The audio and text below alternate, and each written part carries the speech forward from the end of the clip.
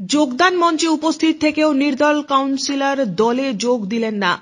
মঞ্চে নাম ঘোষণা করার পরেও যোগ দেননি তিনি। কান্নায় ভেঙে পড়ে মন্ত্রী ব্রাত্য বসু ও কাউন্সিলর দেবাশিস ব্যানার্জি। আমি এখানে মোহের বশীভূত হয়ে আনন্দে আটখানা হয়েছি পতাকা নিয়ে নি, তাহলে তারা আমায় বলবে সেই দিন কোথায় ছিলে? সেই দিন তোমার কাছে তো আমরা ছিলাম, আমাদের একবার জিজ্ঞাসা করতে পারবো। আমাকে একটু ভাবার সুযোগ দিন, আমাকে ক্ষমা করবেন। আমি একটু ভেবে সুযোগ দিন আমায়। আমি নিশ্চয়ই আমি অন্য কোনো রাজনৈতিক দলের জন্য এই কথা বলছি না। আমি বারবার বলছি যে আমাকে সুযোগ দিন, আমি তাদের সাথে একটু কথা বলি, তারপর আপনারা সিদ্ধান্ত নেবেন, আমায় বলবেন। আমি আপনাদের আমাদের গভর্নমেন্টের যা সিদ্ধান্ত সেই কথা আপনাদের জানাবো। তারপর যদি মনে করেন যে আমার মতো কর্মীকে আপনাদের দরকার আছে, আমি করবো। আর যদি বলেন যে না দরকার নেই, তোমাকে ছাড়াই হবে, আমার তাতেও কোনো দুঃখ নেই, আমার তাতেও কোনো আপত্তি নেই। কিন্তু এই যে মূল্যায়ন করা গেছে, এই যে বিষয়টা কাছে এসছে, যে আমার ঘাড়ে যে একটা বদনামের বোঝা চাপিয়ে দেওয়া হয়েছিল, তার থেকে যে আমার মুক্তি দিয়েছে, এর জন্য আপনাদের আমি সশব্দ প্রণাম,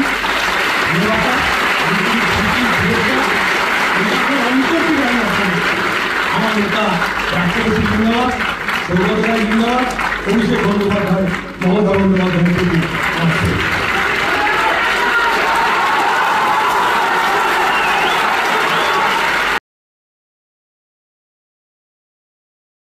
অন্য দল অথবা নির্দল টিকিটে জয়ী জনপ্রতিনিধিদের শাসক দলের নাম লেখানোর ঘটনায় নতুনত্ব কিছু নেই, কিন্তু দল বদলের মঞ্চে শেষ মুহূর্তে কোনো জনপ্রতিনিধি শাসক দলের পতাকা নিতে অস্বীকার করছেন, এমন ঘটনা বিরল। তাও আবার এই ঘটনা যদি খোদ এলাকার সাংসদের সামনে ঘটে, তাহলে শাসক দলের অস্বস্তি কয়েক গুণ বেড়ে যায়। মঙ্গলবার ঠিক সেই ঘটনার সাক্ষী থাকলেন দমদম বিধানসভা কেন্দ্রের তৃণমূল কংগ্রেসের নেতাকর্মীরা। শেষ মুহূর্তে এলাকার সাংসদ এবং এবারে দমদম লোকসভা কেন্দ্রের প্রার্থী সৌগত রায়ের হাত থেকে তৃণমূলের পতাকা নিতে অস্বীকার করলেন দক্ষিণ দমদম পুরসভার নির্দল কাউন্সিলর দেবাশিস বন্দ্যোপাধ্যায়। এই ঘটনায় রীতিমতো অস্বস্তিতে শাসক দল তৃণমূল কংগ্রেস। দেবাশিস বন্দ্যোপাধ্যায় অবশ্য জানিয়েছেন, নিজের ওয়ার্ডের সাধারণ মানুষের সঙ্গে কথা বলেই তৃণমূলে যোগদানের বিষয়ে চূড়ান্ত সিদ্ধান্ত নেবেন তিনি। দেবাশিস বন্দ্যোপাধ্যায় তৃণমূলের জন্মলগ্ন থেকেই শাসক দলে ছিলেন। 2015 সালে কাউন্সিলর নির্বাচিত হন তিনি, কিন্তু 2022 সালে পুরসভা নির্বাচনে তাকে টিকিট দেয়নি শাসক দল। তৃণমূলের টিকিট না পেয়ে নির্দল হিসেবে ভোটে দাঁড়িয়েও বিপুল ভোটে জয়ী হন দেবাশিস বাবু, হারিয়ে দেন তৃণমূলের প্রার্থীকেই।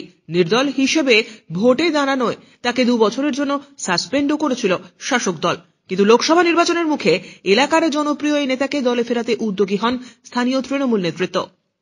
সেই মতো এদিন দমদমের রবীন্দ্র ভবনে দলের কর্মী সভায় দেবাশিস বন্দ্যোপাধ্যায়কে দলে ফিরিয়ে নেওয়ার ব্যবস্থা করা হয়। মঞ্চ থেকে ঘোষণাও করা হয়, দক্ষিণ দমদম পুরসভার 15 নম্বর ওয়ার্ড এবং 9 নম্বর ওয়ার্ডের 2 নির্দল কাউন্সিলরের হাতে তৃণমূলের পতাকা তুলে দেবেন সাংসদ সৌগত রায়। সেই সময় মঞ্চে উপস্থিত ছিলেন রাজ্যের শিক্ষামন্ত্রী এবং এলাকার বিধায়ক ব্রাত্য বসু, কিন্তু সবাইকে অবাক করে দিয়ে মাইকের সামনে গিয়ে কিছু বলতে চান 15 নম্বর ওয়ার্ডের নির্দল কাউন্সিলর দেবাশিস বন্দ্যোপাধ্যায়। মঞ্চে উপস্থিত সৌগত রায়, ব্রাত্য বসু সহ দলের নেতাদের চমকে দিয়ে তিনি ঘোষণা করেন, এখনই তৃণমূলে যোগদান করা তার পক্ষে সম্ভব নয়। এর কারণও ব্যাখ্যা করেন তিনি, জানিয়ে দেন আগে তিনি নিজের ওয়ার্ডের সাধারণ মানুষের সঙ্গে কথা বলবেন, তারপরে তৃণমূলে ফেরার সিদ্ধান্ত নেবেন। আমাদের এলাকার সাংসদ অধ্যাপক সৌগত রায় এবং আমাদের এলাকার বিধায়ক মাননীয় ব্রাত্য বসু সমস্ত কাউন্সিলরদের এবং দলীয় কর্মীদের উপস্থিতিতে আমাকে তৃণমূল কংগ্রেসে যোগদান করানোর কথা ঘোষণা করে, কিন্তু আমি ওনাদের এই কথায় রাজি হতে পারলাম না। এই কারণে আমি তৃণমূলের পতাকা ধরলাম না এবং যোগদান করলাম না, এই কারণে যে আমার দেখুন মমতা বন্দ্যোপাধ্যায়ের প্রতি শ্রদ্ধা আছে, অভিষেক বন্দ্যোপাধ্যায়ের প্রতি শ্রদ্ধা আছে, ব্রাত্য বসু সৌগত রায়কে আমি প্রচণ্ড শ্রদ্ধা করি, তাদের সাথে আমার একটা আত্মার সম্পর্ক আছে। কিন্তু তারপরেও 2 বছর একটা বিনা কারণে কোনো কয়েকটা মানুষের কথা শুনে আমাকে দল টিকিট দেয়নি। আমি নির্দলে দাঁড়িয়েছি, 96% ভোটে আমি জিতেছি। আমার এলাকার মানুষ নির্দলে 96% ভোট দিয়েছে। 2 বছর দলের বাইরে ছিলাম।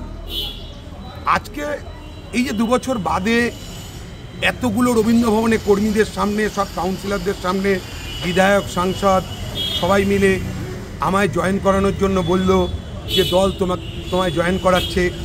আমার দলের প্রতি শ্রদ্ধা, ভালোবাসা অনেক বেড়ে গেলেও আমি শুধু এই কারণে জয়েন করলাম না যে আমার যে 96% লোক আমায় ভোট দিয়েছে তাদের সাথে কথা না বলে, তাদের মতামতকে গুরুত্ব না দিয়ে আজকে শুধুমাত্র নিজে কতটা ভালো জায়গায় থাকবো এই কথা ভেবে আমি জয়েন করে যাই, তাহলে ওই 96%-র মধ্যে অন্তত 10% লোকও তো মনে করতে পারে যে আমরা তো তখন পুজুদা তোমার সাথেই ছিলাম, অর্থাৎ আমার সাথে ছিল।